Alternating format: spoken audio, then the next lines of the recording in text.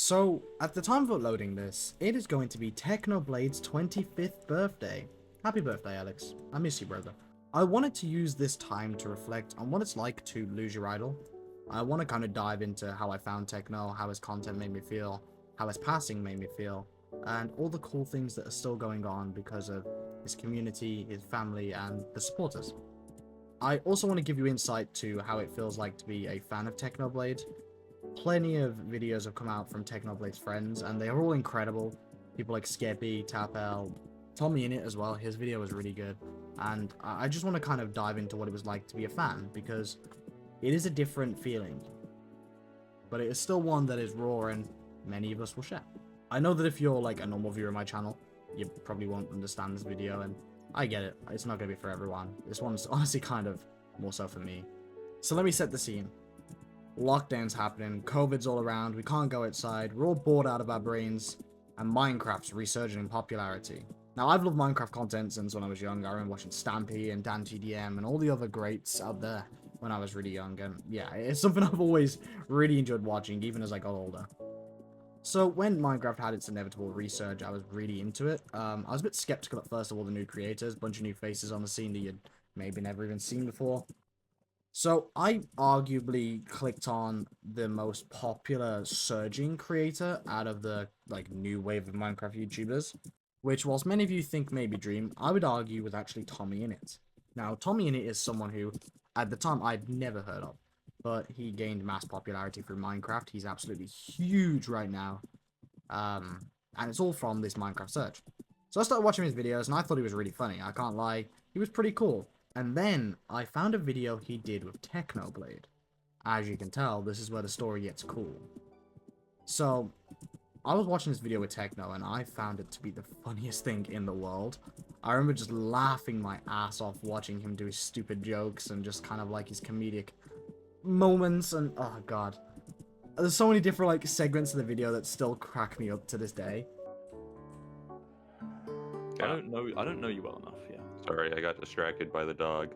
Yeah, he's What were we fine. talking about? It's alright, it's Am I alright. getting killed or something? Oh, dog! No, Oh, sorry, You're not getting sorry. killed. You're not getting killed, technically. Oh, that's I'm good. just saying, I appreciate you and I appreciate what you're offering to do, but I'm afraid you haven't gained trust yet. Look, just stop looking at the fucking dog, alright? He's fine. Well, I'm naming him Leman Dog, alright? It's Leman. But the point is, when I found this guy's content, I was like, wow, this guy is funny. This guy is good, bro. And that is something that you only get with a few content creators, I feel. I did the inevitable thing that basically happens when you find someone you like on the internet. I binged every single one of his videos. I'm not even kidding. I mean it quite literally. I watched them all, man. From the Potato War to all of the new streams. I was like genuinely a part of him as he was going through this massive hype surge, and rightfully so. I remember finding the videos just really funny, and I'd like crack myself up watching them all the time. I'd literally just be in hysterics, I can't lie. I spent most of lockdown laughing at Technoblade, and that's something that I cherish to this day.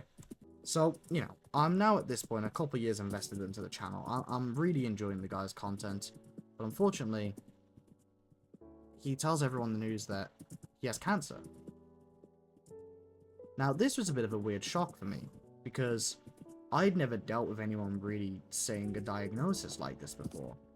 Especially someone as young as Technoblade, with only a 5-year age difference from myself.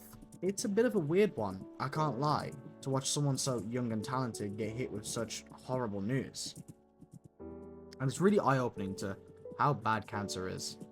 Which is why I actually want to just say as a heads up before I kind of continue this video, ads are going to be on this video, and it will all be donated to the Sarcoma Foundation. I will leave a link down below to where I'm donating it to. I'm going to hopefully try and set it up as a fundraiser on the video, but I'll be honest, I've never done that before, and I might flunk it horribly and fail. So, if not, I'll just donate it manually myself. So, if you guys do want to donate, know it's going to go to the Sarcoma Foundation. So, as I was saying, when I got hit with that news, I was like a little shocked and distraught. I was quite upset. I was crying a whole lot, as you would imagine, and I didn't really know how to feel. Someone who effectively I've been a part of their come up as their career, and I've been watching for years now, gets hit with such horrible news. It's a hard one, and it really did make me reevaluate my stance on everything at the time. As time went on though, the person who made me feel the best about this was actually Technoblade himself.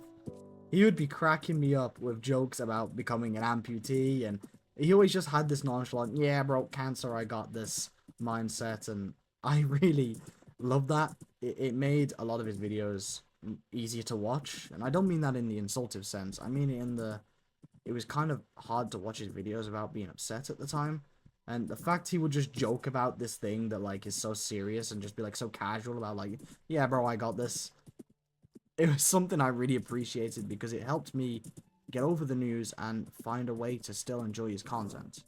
He was never depressive, and he was always inspirational and cocky. I love it about him. He always got this, bro. We knew it. Sadly, though, as time went on, his illness got worse, and he passed away.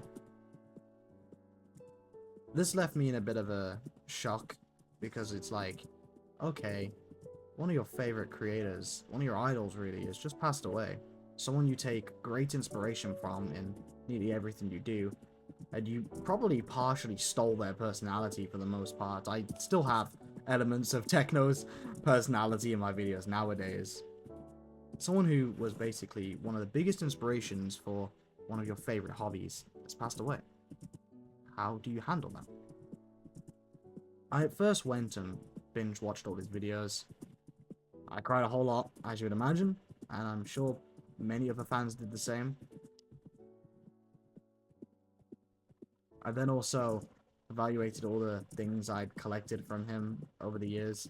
Stuff like his U2s that he released. I have the Technoblade potatoes and his first merch drop, where I have one of these, like, really cool limited hoodie thingies, which is still pretty cool. I can't lie, I'm flexing a little bit here.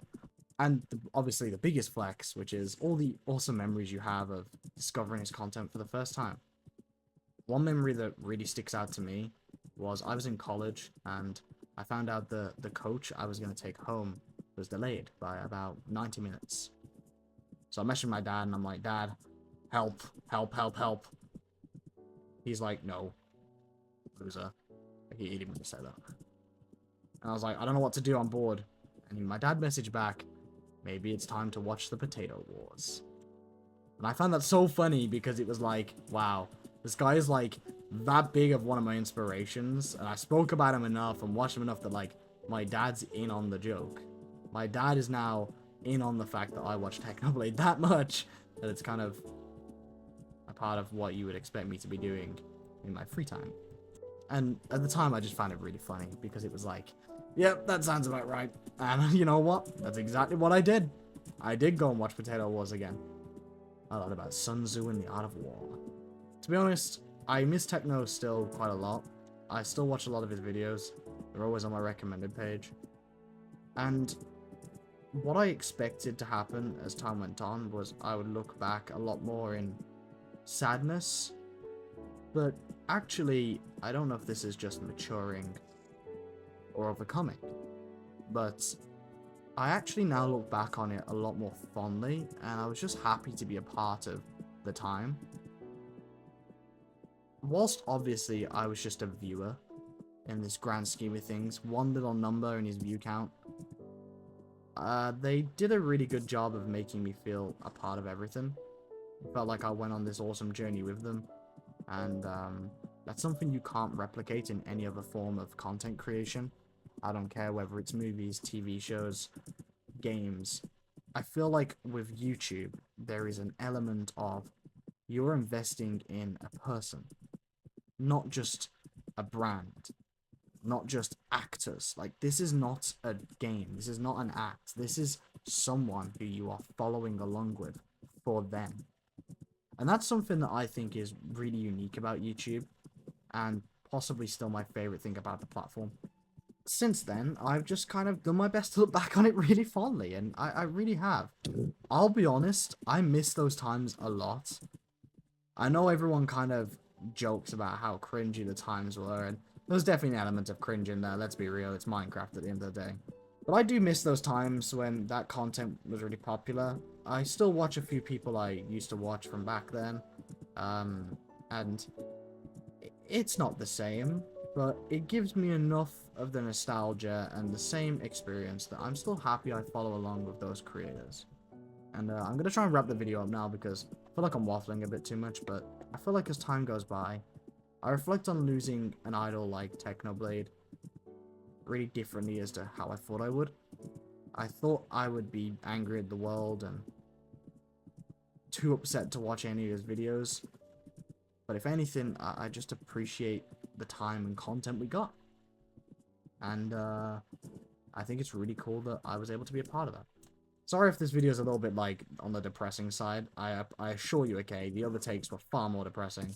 But I do want to end with some cool things, because I did promise cool things. And I will deliver, because that is what I do. So first of all, Technoblade's dad is reopening the merch store on his birthday in a couple days. At least at the time of recording this. I'm recording this on the 29th of May. Birthday's the 1st of June. Oh god, I didn't get him a present.